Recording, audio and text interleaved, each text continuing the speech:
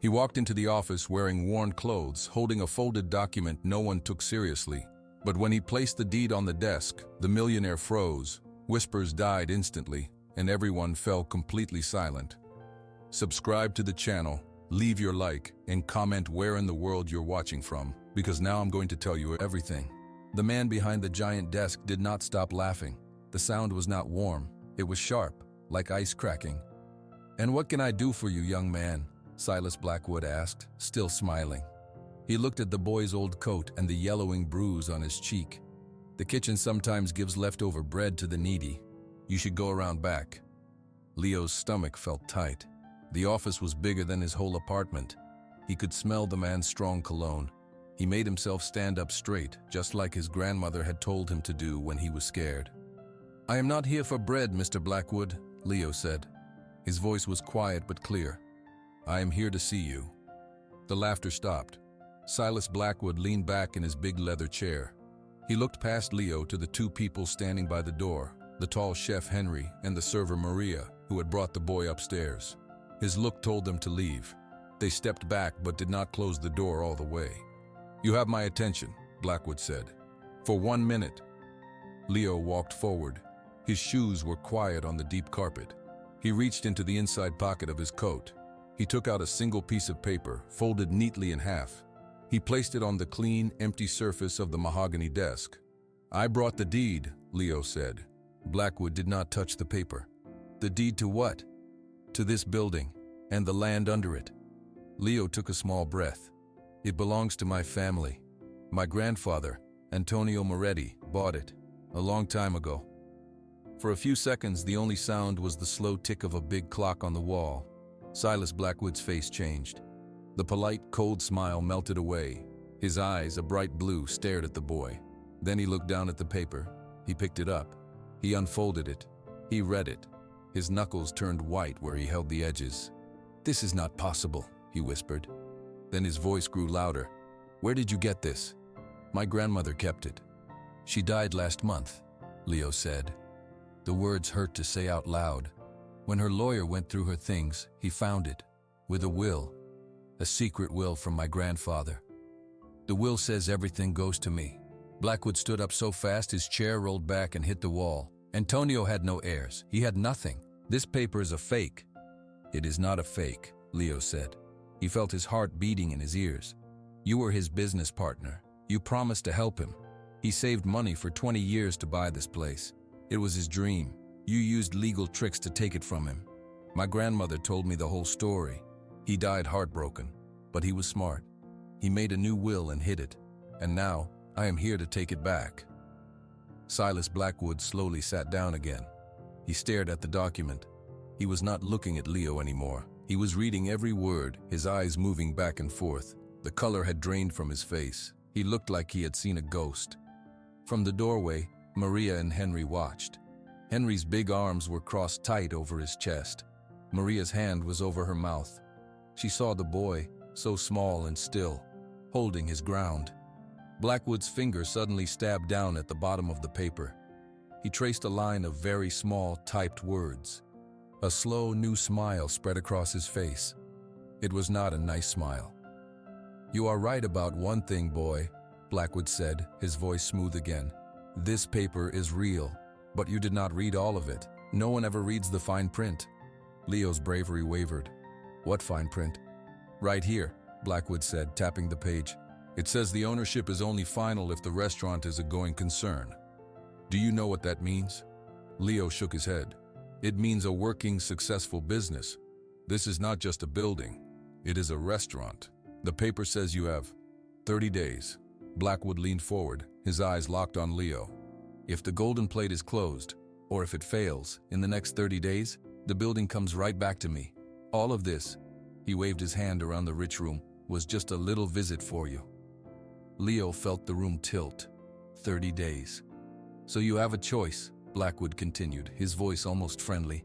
"You can walk away now. It will be easier. Or you can try to run a restaurant. You are 12 years old. What do you know?" Leo looked at the floor. He saw the expensive carpet. He thought of his grandmother's small, worn-out kitchen. He thought of her stories about his grandfather's laughter, his love for feeding people. He looked back at Silas Blackwood. "I am staying," Leo said. "What?" "I am staying. I will work here. I will learn. I will make sure it does not fail." Blackwood studied him. He saw the stubborn set of the boy's jaw. He nodded slowly. "All right. You want to work? You can start in the dish pit. It's hot and it's wet. We'll see how long you last." He pressed a button on his desk. "Henry!" The chef pushed the door open and stepped inside, his face unreadable. "This is Leo," Blackwood said, not taking his eyes off the boy. "He is our new owner. Put him to work. Scrub pots. Take out the trash. Keep him out of my sight." Henry looked from Blackwood to Leo. He gave a single short nod. "Come with me." Leo picked up the deed from the desk. Silas Blackwood let him take it. As Leo turned to follow the big chef out of the office, he heard Blackwood's final, quiet words.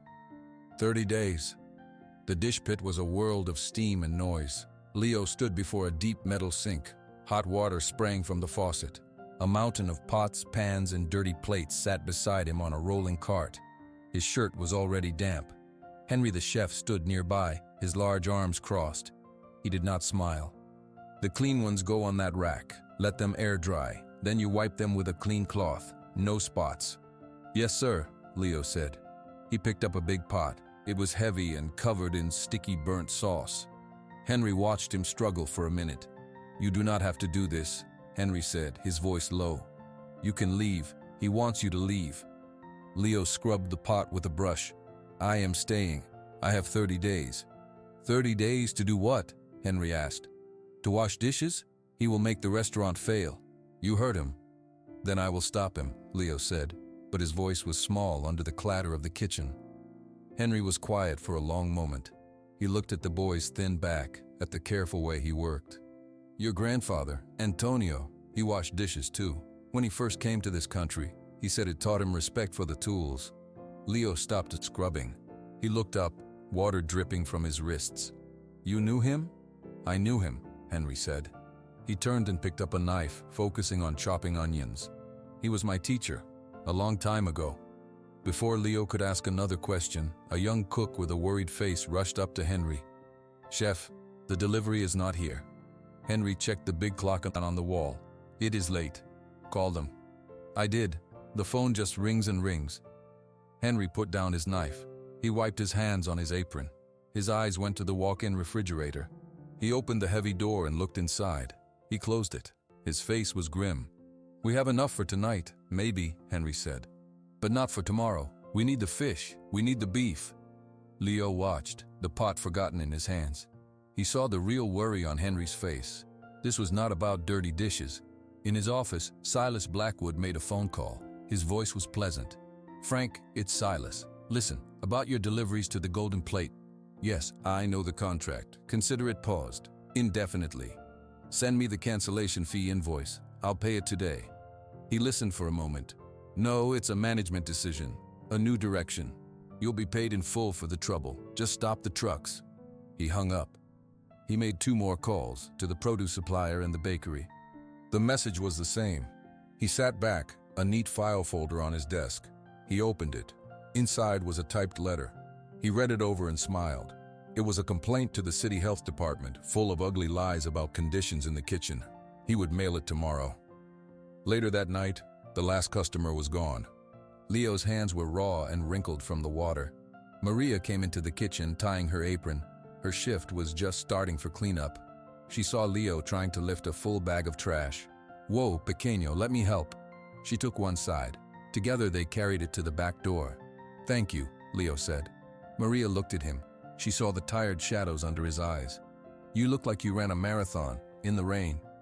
"The pots are very big," Leo said. Maria smiled. "Tell me about it. I have 2 boys at home. My sink is always full." She leaned against the wall. "So, you are the new owner and the new dishwasher?" Leo nodded. "For 30 days. "And what happens in 30 days?" she asked gently. "If the restaurant is good, I keep it. If it is not good, Mr. Blackwood gets it back." Maria whistled softly. That is a big thing for a young man. She saw him flinch a little when she moved her hand to fix her hair. Her eyes went to the fading bruise on his cheek. Her smile faded, replaced by something warmer and fiercer. "You are alone here?" "My grandmother. She died," Leo said. He looked at the floor. Maria nodded slowly. "Okay," she said. It was not just a word, it was a decision. "Okay. You are not alone in this kitchen, you hear me? You need something, you come find me. My name is Maria." At that moment, Henry came out of his small office. He looked at both of them. "The delivery for tomorrow is not coming. I just got the calls. All 3 suppliers. They have canceled." Maria's eyes narrowed. "All 3? On the same day? That is not bad luck. That is Blackwood." "What do we do?" Leo asked, his fear rising. "We improvise," Henry said, but he sounded tired. "I will go to the wholesale market at 5 in the morning. I will buy what I can with my own money. It will not be the usual things, but we will cook something." Maria looked at Henry, then at Leo. "I know a man, my cousin.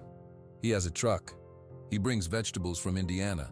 They are good, not fancy, but good. I can call him." Henry studied her. "You would do that?" "I am not doing it for the restaurant," Maria said, her eyes on Leo. "I am doing it for the kid." Leo did not know what to say. The words "thank you" felt too small. He just nodded. Henry gave a single, slow nod back to Maria. "Call him. Meet me at the market at 5. He looked at Leo. "You. Go home, sleep. Be here tomorrow afternoon. The pots will still be here." Leo took off his wet apron. He walked out the back door into the cool Chicago night. The city lights were bright. He thought of the empty refrigerator. He thought of the 30 days. He thought of Maria's words. Asterisk, "You are not alone." It did not fix everything. The mountain was still there. But for the first time since he walked into the fancy office, he felt like he might not have to climb it all by himself. The next afternoon, the kitchen smelled different. Instead of fancy herbs and aged beef, the air was full of the simple, clean scent of onions, green peppers, and ripe tomatoes. Crates of fresh vegetables sat on the counter where the usual deliveries would be. Leo stood next to Henry, watching the chef inspect a bell pepper. "My cousin, he gets these from a farm near South Bend," Maria said, wiping her hands on her apron. "They are not the tiny, expensive ones, but they taste like something." Henry nodded. He cut the pepper in half, smelled it, and took a small bite. He chewed slowly. "Good. This is good." He looked at Maria. "Tell your cousin thank you, and the price is fair." "He gave us a friend price," Maria said with a small smile. Suddenly, the swinging door from the dining room burst open. A young server named Chloe rushed in, her face pale. She was holding a newspaper. "Chef, Maria, you need to see this." She laid the Chicago Star on the counter. The food section was open. The headline was big and black. "Trouble at the Golden Plate, rumors of rodents and rot." Maria gasped. "What is this?" "This is a lie." Henry's big hand gripped the edge of the counter. He read the article silently, his jaw tightening. "It says a reliable source reported health department concerns. It says our ingredients are questionable and our reputation is slipping." He looked up, his eyes dark. "Blackwood." Leo felt cold. He read the words over Maria's shoulder. "But we just got new food. Good food." "People do not know that," Maria said, her voice tight. "They read this and they believe it. They will not come." As if she had made it happen, the phone in the dining room started to ring. They heard the hostess answer it. Her voice was polite but sad. "Yes, I understand. Thank you for letting us know." A moment later, she appeared at the door. Her eyes were worried. "That was the 7 o'clock reservation for 4. They canceled. They said they saw the paper." The phone rang again. For the next hour, the story was the same. Ring, answer, a polite voice, a cancellation. The reservation book, which was full for the evening, slowly emptied. The quiet in the dining room grew deeper and deeper. Leo watched it all happen. He felt the panic rise in his chest like cold water. He had been so focused on the food not arriving. He did not think about people not coming. This was worse. He walked to the back alley door, needing air. He sat on a stack of empty milk crates, his head in his hands. The sounds of the city felt far away. The door opened, and Henry stepped out. He sat heavily on a crate next to Leo. For a long time, they just listened to the distant traffic. "He is using fear," Henry said finally. "Fear is a powerful thing. It makes people run away. What do we do? Leo's voice was muffled by his hands. We cook, Henry said. Leo looked up. For who? No one is coming. Then we cook for us, Henry said. He stood up. Your grandfather, on the worst day of his life, he still cooked. He said food is not just for customers, it is for the soul, even if it is just for one soul. Come on. Back inside, the kitchen was too quiet.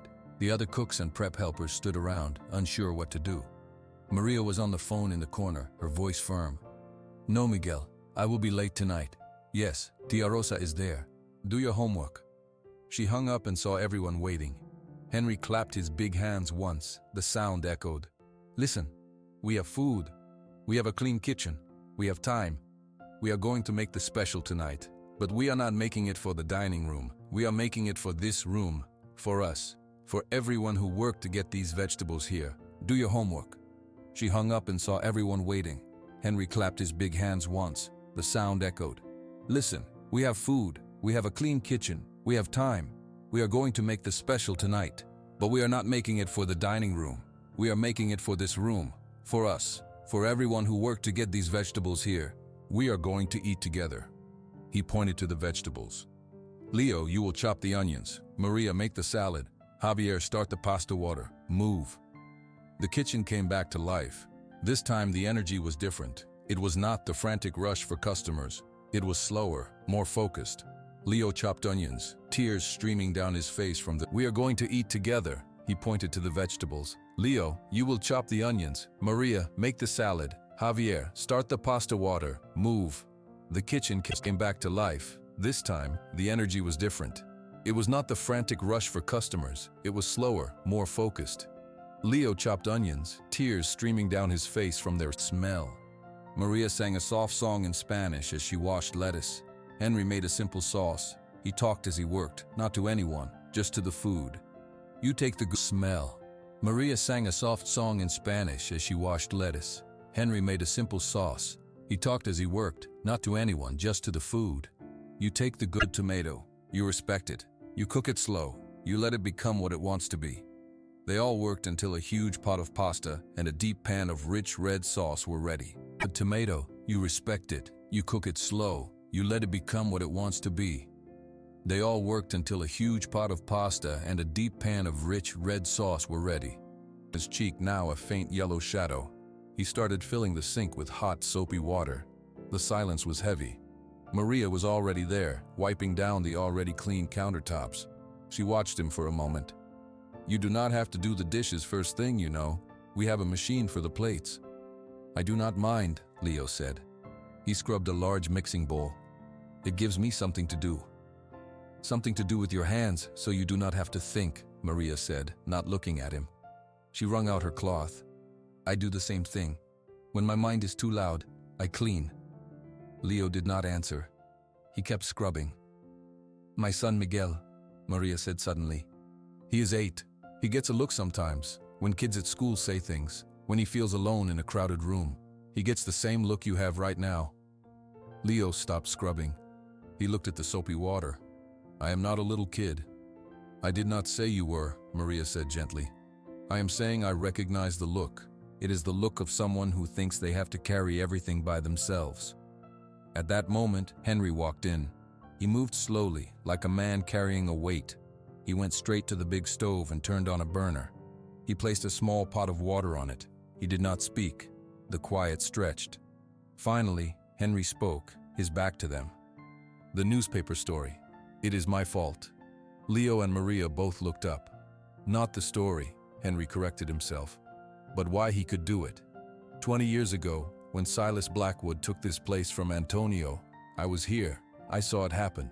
He turned around. His face was full of pain. Antonio was my friend. He taught me everything. And when Blackwood showed him the papers with the tricky words, when Antonio looked at me, confused, asking what it meant, I said nothing. I was young. I had a baby girl. I was afraid to lose my job. I stood there, and I said nothing. The water on the stove began to steam. Henry did not move to stop it. He died a year later, Henry said, his voice rough. His heart was broken. I have carried that for 20 years. I have cooked in this kitchen he built for the man who stole it every day. Maria walked over and turned off the burner. The steaming pot hissed softly. "So when you walked in," Henry said, looking straight at Leo, "with your paper, with your grandfather's eyes, it was a ghost coming to find me, a second chance I do not deserve." Leo put down the scrub brush. His hands were red from the hot water. "What are you saying?" "I am saying I am done being afraid," Henry said. "I am on your side, Leo. For real, not just with vegetables, with everything. I will help you save this place. For him. For Antonio." Maria leaned against the counter. "And I am not doing this for a ghost. I am doing it for the kid right in front of me." She looked at Leo. "Blackwood thinks he can push you around because you are small and alone, but you are not alone anymore. You have a grumpy chef." She gestured to Henry. "And you have a very tired waitress who knows everybody. That is more than he has." Leo felt a confusing mix of feelings. A part of him wanted to believe them. It felt warm, like the sun on his face after being in the cold. But another part, the part that was used to being let down, was scared. What if they changed their minds? What if it got too hard? "Why?" Leo asked, his voice barely a whisper. "You could lose your jobs." "Some jobs are not worth keeping," Henry said simply. "And some things are more important than a job," Maria added. She took 2 hair ties off her wrist and put her hair back into a tighter bun. "So, we have a restaurant with no customers and a bad name. What is the first move, chef?" Henry looked at Leo. "The first move is we stop hiding you in the dish pit. You are the owner. You need to learn, really learn. You start today, with me." Leo wiped his hands on a towel. He looked from Henry's serious, guilty face to Maria's determined one. The lonely, heavy feeling in his chest was still there, but it had a crack in it. A little light was coming through. "Okay," Leo said. He took a step toward Henry. "What do I do first?" Henry almost smiled. It was a small, rare thing. "First, you chop an onion, the right way, your grandfather's way. And you do not cry." For 3 days, Leo chopped, stirred, and watched. His hands learned the weight of a good knife. His nose learned the smell of garlic turning golden, not brown. The kitchen was still too quiet, with only a few brave customers trickling in, but it was full of new sounds for Leo. Henry's low instructions, the steady rhythm of his own chopping. "Your grandfather said a sharp knife is a safe knife," Henry grunted, watching Leo slice carrots. "A dull knife slips. It is lazy. Respect the tool." Leo focused, making careful, even sticks. He was so focused he jumped when the back door slammed open. It was Javier, one of the line cooks, his face smudged with soot. "Chef, the small oven in the back. There is smoke." Henry moved fast. Leo followed him to the old brick oven used for slow roasting. A thin gray plume seeped from its edges. A foul, electrical smell hung in the air. "It was off," Javier said, his voice high with panic. "I swear, chef, I turned it off after lunch service." Henry did not argue. He grabbed a fire extinguisher off the wall. "Maria, call the fire department. Leo, get back." But Leo was already pulling the heavy oven away from the wall. Behind it, a tangle of old wires was hidden. One was blackened and cracked. A small orange flame licked at the dry wood of the wall panel. Henry aimed the extinguisher. A cloud of white powder shot out, covering the wires and the wall. The flame died with a hiss. The smoke turned thick and white, filling the corner of the kitchen. The fire alarm screamed. Everyone coughed, their eyes watering. 10 minutes later, a firefighter in heavy boots shook his head. "Old wiring. Could have been a problem waiting to happen. But this," he pointed to the blackened wire, "this looks damaged, like it was pinched or cut. You'll need an electrician before you use this circuit again." When the firefighters left, the kitchen was a mess of white powder and worry. The air still stank of smoke and chemicals. Silas Blackwood appeared in the doorway, his suit perfect. He surveyed the damage, a small frown on his face. A kitchen fire, how tragic, and so close to the health inspection. "Very bad luck, Henry." His eyes found Leo. "A restaurant needs to be safe, Leo. This is a serious matter." He turned and walked away, his message delivered. Maria started opening windows. Bad luck? That was no accident. Henry stared at the scorched wall, his hands on his hips. His shoulders were slumped. He is right, though. If a health inspector or a fire marshal walks in now, Then we clean, Leo said. His voice was quiet but firm. Henry and Maria looked at him. His face was pale but set. We clean it now, Leo repeated. We make it safe. We make it clean. So they worked. They swept the powder. They wiped every surface. Henry shut off the broken circuit. Leo found a bucket of soapy water and a scrub brush. He got on his knees and started scrubbing the black smoke marks off the old brick wall next to the oven. The brick was rough and cold. The marks were stubborn. He scrubbed harder, thinking of Blackwood's cold smile, thinking of the 30 days slipping away. He scrubbed until his arm ached. Then, his brush pushed against a brick that felt different. It shifted, just a little. Leo stopped. He put down the brush. He pushed the brick with his fingers. It was loose. His heart began to beat faster. He looked around. Henry was on the phone with an electrician. Maria was mopping the floor. He remembered his grandmother's voice, telling stories in their small kitchen. Your nonno, he was a clever man. He did not trust banks with all his secrets.